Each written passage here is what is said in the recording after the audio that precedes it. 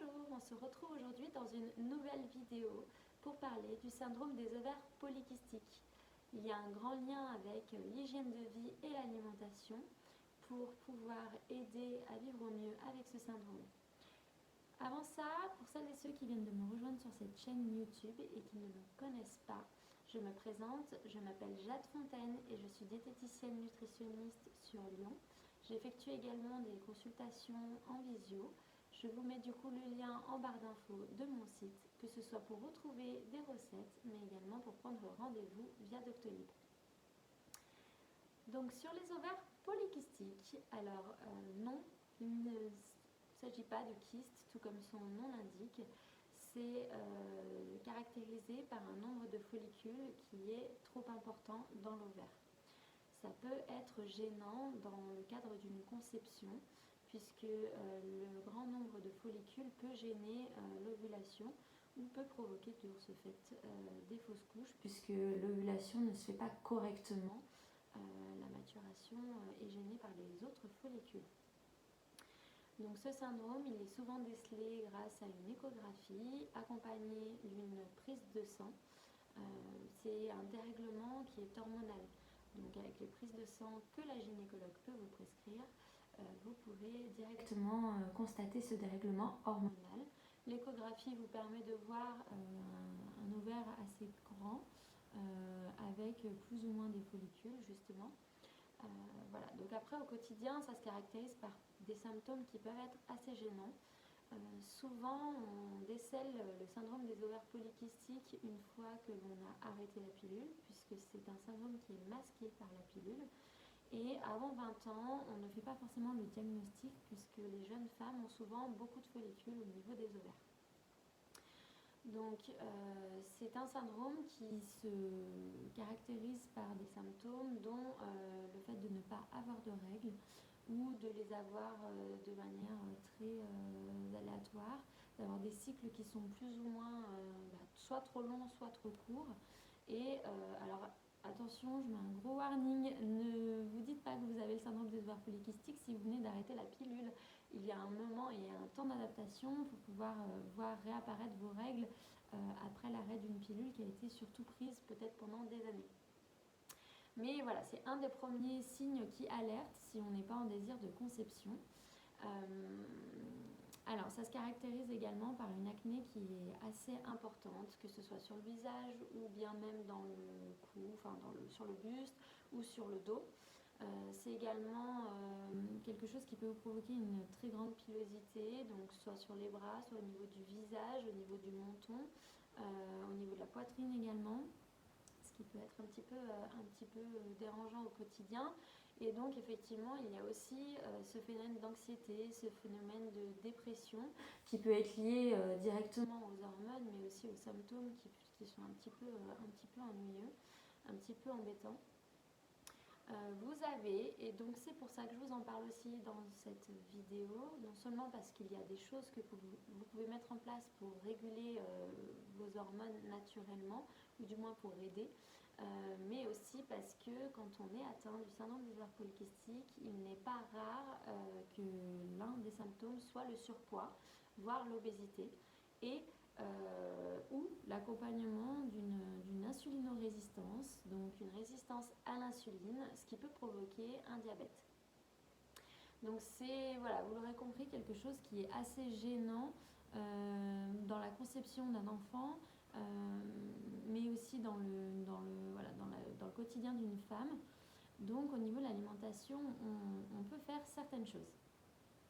Donc la première des choses que vous pouvez mettre en place au niveau de l'alimentation, c'est d'éviter au maximum tout ce qui est produits transformés, tout ce qui est produits trop sucrés, qui vont vous faire monter la glycémie trop haute et qui vont finalement pousser à une insulinorésistance avec l'alimentation que vous avez au quotidien en consommant trop de choses sucrées. Donc, vous pouvez aussi apporter, et ce qui est conseillé, c'est d'apporter beaucoup de fibres dans votre alimentation. Donc, les fibres que vous retrouvez dans les fruits et dans les légumes, mais également dans les légumineuses et dans les fruits secs et les fruits oléagineux. Ces fibres, elles vont vous aider à abaisser la glycémie de vos aliments. Donc vous pouvez également d'ailleurs aller sur des céréales complètes qui seront plus riches en fibres que les céréales raffinées. Donc avec ces fibres-là, vous allez déjà avoir un certain équilibre alimentaire qui va vous permettre d'abaisser le taux de sucre dans le sang. Lors de la digestion, le sucre montera moins haut. Donc la première des choses à faire, c'est l'alimentation riche en fibres. Bien sûr, accompagnée d'une alimentation équilibrée. Le fait d'avoir du coup des aliments qui sont à index glycémique bas, c'est directement lié en fait à vos fibres. L'index glycémique, c'est la capacité d'un aliment à faire monter le sucre dans le sang. Donc, typiquement, les aliments à index glycémique bas sont, encore une fois, les céréales complètes plutôt que la céréale blanche, donc la pâte complète au lieu de la pâte blanche. Ça va être également le pain complet, ça va être tout ce qui est quinoa, haricots rouges, haricots blancs, tout ce qui est légumineuse en globalité. Donc ça, c'est une première chose, c'est d'avoir une alimentation qui est riche en fibres. Ce qui est également conseillé, c'est d'avoir une alimentation qui est riche en antioxydants, puisque justement l'ovulation ne se fait pas correctement, elle est gênée par les autres follicules qui sont en trop grand nombre dans l'ovaire. Le but, c'est d'éviter au maximum le vieillissement en fait, des ovocytes. Et donc, les aliments qui sont riches en antioxydants sont très bons pour la santé globale, que ce soit au niveau cardiovasculaire, mais aussi bien du coup dans ce genre de syndrome. Et pour ça, on a l'aliment phare qui s'appelle la baie de goji. La baie de goji, c'est vraiment un super produit, comme on l'appelle, puisque du coup, au niveau cardiovasculaire, ça a son importance, au niveau de l'index glycémique, ça a son importance, mais du fait de la concentration en antioxydants, ça va aussi vous aider en plus de ça à stimuler l'ovaire. Donc, qui dit stimulation de l'ovaire dit je retrouve des cycles à peu près normaux, du moins je fais travailler mon ovaire, puisqu'en fait,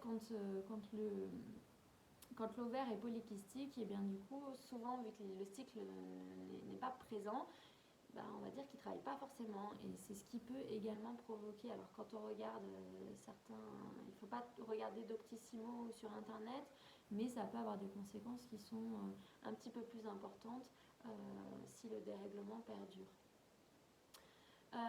Donc ça c'est pour l'alimentation antioxydante, donc les baies de goji oui, mais il y a aussi du coup tout ce qui est fruits rouges. Pensez à tout ce qui a la couleur du sang, donc ça peut être les framboises, les fraises, voilà, les petites baies qui sont de couleur violette ou de couleur rouge, voilà, sont assez riches en antioxydants en général. Vous allez me dire du coup le vin, oui, contient des tanins, des antioxydants, donc le vin rouge, j'entends, mais vraiment avoir une consommation occasionnelle. Au niveau de l'alimentation, donc là on rentre dans le phénomène d'antioxydants, mais vous avez aussi tout ce qui est supplémentation, donc soit par l'alimentation, soit par des compléments. Donc le zinc va vous aider à diminuer l'acné, donc que vous soyez finalement atteint du syndrome ou pas. Voilà, sachez que le zinc est très bon pour diminuer l'acné, qu'elle se situe dans le dos ou sur le buste ou sur le visage. Donc des petites cures de zinc peuvent également aider à l'immunité. Souvent, ce que je conseille, c'est d'augmenter aussi la consommation des oméga 3. Des oméga 3 parce qu'en fait, souvent, on a un dérèglement entre vos oméga 6 et vos oméga 3, puisque ce que les patients consomment, en tout cas des retours que j'ai, c'est souvent soit le beurre, soit l'huile d'olive. Alors, l'huile d'olive, elle est très bien, mais il y a surtout des oméga 6. Ce qui fait que souvent, le ratio entre oméga 3 et oméga 6 est déréglé. Vous vous retrouvez avec plus d'oméga 6 que d'oméga 3. Et c'est important quand même d'y avoir des oméga 3 pour rétablir ce ratio. Sachant que je vais vous parler également de l'EPA et la DHA, qui sont deux acides gras essentiels que le corps ne fabrique pas, mais qui sont essentiellement apportés par l'alimentation. Je vous parle des EPA, DHA avec les oméga 3 parce que c'est tout des choses que vous retrouvez dans la matière grasse, qui est surtout d'origine l'amande, la noisette, la noix, mais également tout ce qui est poisson gras. Vous retrouvez les oméga 3 à l'intérieur. Je vais également le coupler à la vitamine D, puisque la vitamine D est très importante, notamment pour le syndrome des ovaires polykystiques. La vitamine D, on la retrouve dans les poissons gras. Donc, typiquement, pour avoir l'oméga 3, EPA, DHA et puis la vitamine D, vous pouvez vous complémenter en huile de foie de morue. Alors, ça coûte un petit peu cher en pharmacie. C'est pour ça que souvent, je préfère qu'on l'amène via l'alimentation, au naturel, dans vos poissons gras, dans vos huiles de noix. Faites varier vos huiles, essayez de changer un petit peu de temps en temps, dans les noix, dans les amandes, dans les noisettes. Vous allez vous retrouver avec un quota d'oméga 3 qui sera déjà bien. La vitamine D, elle est souvent apportée via le soleil. En hiver, très peu de soleil se présente à nous, ou du moins les journées sont plus courtes. Donc du coup, souvent, ça peut être aussi une petite cure qui est bénéfique, que vous soyez atteint des ovaires polykystiques ou pas, encore une fois. Il n'y a pas de dangerosité à prendre soit du zinc, soit des oméga 3, EPA, DHA et de la vitamine D, bien sûr. Le zinc, j'en ai pas forcément parlé. Alors oui, il y a la complémentation sous forme de gélule, mais du coup, vous pouvez la retrouver elle aussi dans les fruits de mer. Vous pouvez la retrouver surtout dans les huîtres. Vous l'avez également dans tout ce qui est légumineuse, donc les légumes secs, les lentilles, les petits pois, les pois chiches. Et vous la retrouvez également dans la levure de bière. Les céréales complètes également. Donc ça va également avec l'alimentation plus riche en fibres et la moins transformée possible, hein, on est bien d'accord. Ensuite, pour la chute des cheveux, puisque c'est aussi un des symptômes du syndrome des ovaires polykystiques, vous avez souvent les vitamines du groupe B, dont la vitamine B8, qui vous permet finalement de compenser un petit peu et d'aider à ce qu'il n'y ait pas trop de chute de cheveux. Donc ce que je conseille, c'est de faire régulièrement des cures si vraiment vous avez une alimentation qui est faible en produits animaliers. Puisque souvent, voilà, c'est là où on va retrouver la vitamine B, dont la vitamine B8, B6, B12. Donc on sera plutôt sur les produits d'origine animalier. Donc la viande, le poisson, les œufs, mais également du coup les yaourts et les fromages et le lait. Donc vous retrouvez également du zinc dans ces produits-là. Ensuite, j'aime bien les cures de probiotiques. Encore une fois, syndrome des ovaires polykystiques ou pas, mais d'autant plus important dans ce syndrome, vous l'aurez compris, sinon je n'en parlerai pas. Je ne m'accentuerai pas plus dessus que sur une alimentation équilibrée globale. Les probiotiques vont vous aider à garder une flore intestinale de bonne qualité et c'est très important pour ces ovaires polykystiques. Sachant qu'on est souvent sujette à la constipation quand on est atteinte de ça. Donc le probiotique, vous le retrouvez au naturel dans la choucroute, vous allez le retrouver dans les bifidus, dans les yaourts bifidus. J'aime beaucoup la marque Basal Nutrition, dont je vous ai déjà parlé, puisque c'est une chaîne de froid qui n'est pas coupée. C'est des probiotiques qui sont proposés finalement sous forme de petites boissons, voilà, qui vous sont livrées à la maison tout en conservant la chaîne du froid, donc ce qui permet d'avoir vraiment des souches vivantes.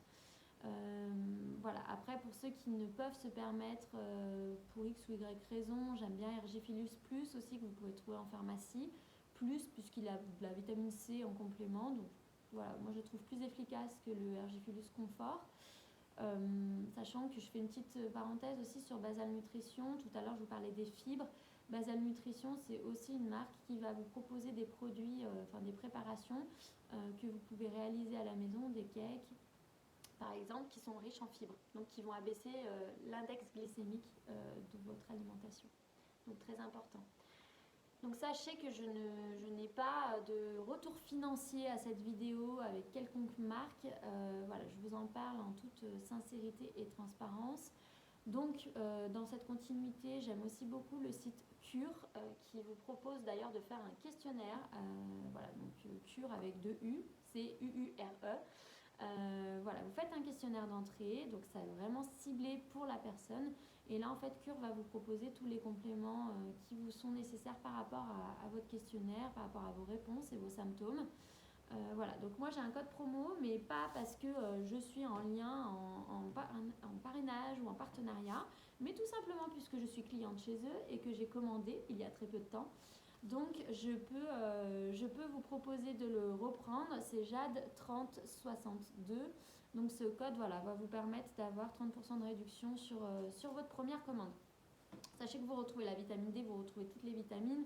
Moi j'aime beaucoup commander le collagène. ça pourra faire le sujet d'une autre vidéo. Voilà, là je ne vais pas m'attarder sur le collagène, sur les ovaires polykystiques, puisque voilà, c'est pas forcément le premier lien qu'on en fait. Mais voilà, sachez que ce site est très bien. Après, du coup, je voulais vous parler des astuces, puisqu'en fait, le fait c'est que ce syndrome des ovaires polykystiques, il est dû au dérèglement hormonal avec trop d'hormones androgènes. Vous pouvez essayer de faire abaisser les hormones androgènes avec la consommation de graines de courge, de menthe poivrée, mais également de réglisse.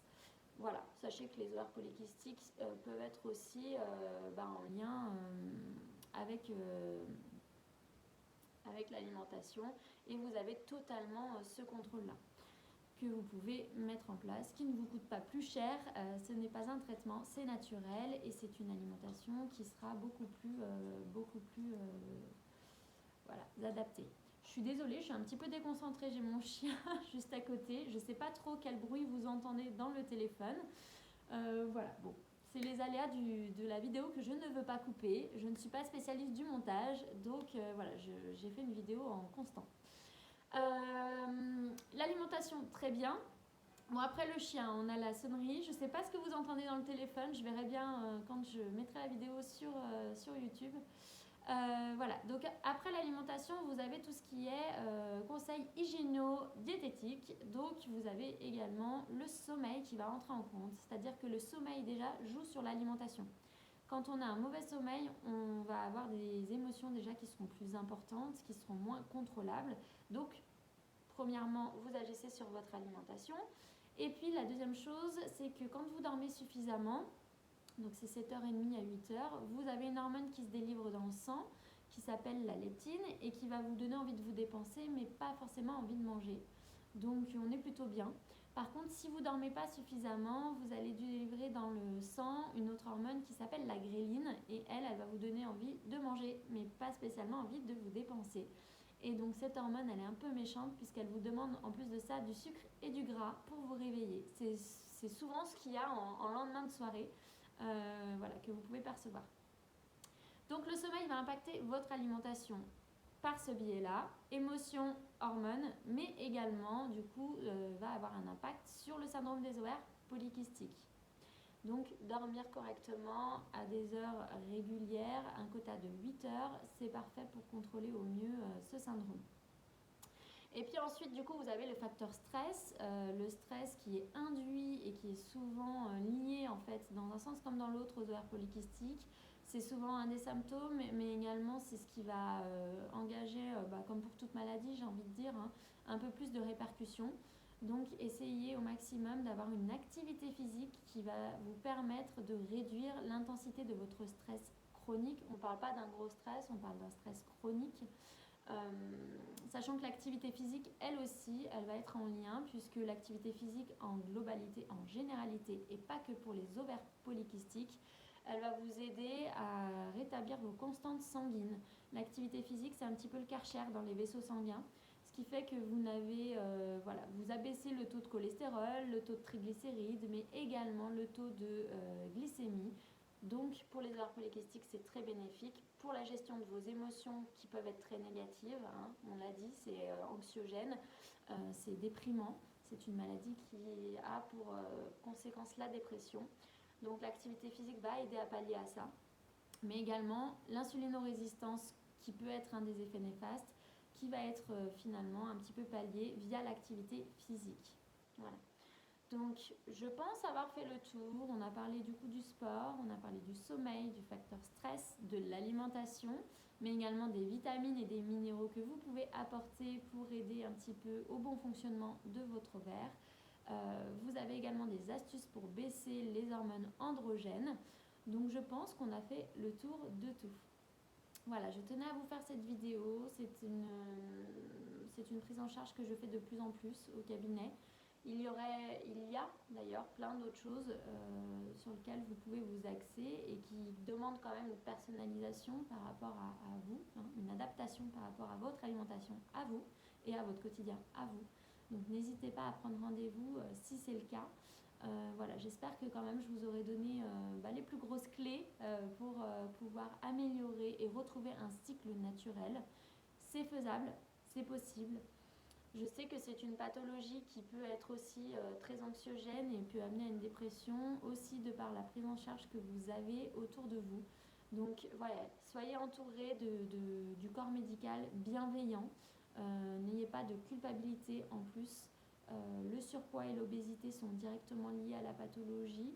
Donc effectivement, une alimentation qui va vous permettre de redescendre à un poids qui est souhaitable va vous aider dans votre projet de conception d'enfant, mais aussi pour abaisser les symptômes des ovaires polykystiques. Mais voilà, il ne faut pas non plus faire tout et n'importe quoi. C'est pour ça qu'une alimentation adaptée à vous, à votre personne, à votre quotidien, c'est ce que je vous recommande le plus, c'est d'aller voir un spécialiste, quitte à faire qu'une seule consultation, que vous ayez les clés en main, et puis ensuite être assez autonome. Mais voilà, c'est important de ne pas faire n'importe quoi, de ne pas prendre le premier régime venu sur internet, au risque de faire l'effet yo-yo et d'empirer la chose. Sur ce, eh bien, je vous souhaite une excellente journée ou fin de journée. Je ne sais pas à quelle heure vous allez regarder cette vidéo. Et puis, je vous dis à bientôt. N'hésitez pas à mettre un petit pouce bleu si cette vidéo vous a plu. N'hésitez pas non plus à vous abonner à la chaîne, à aller voir les recettes sur le site que je vous remets encore une fois en barre d'infos. Et puis voilà, je crois que j'ai fait le tour. S'il y a des sujets que vous voulez que j'aborde en vidéo, n'hésitez pas à le mettre en commentaire. Je serai voilà, tout oui pour pouvoir répondre à vos attentes. Je vous dis au revoir, à bientôt.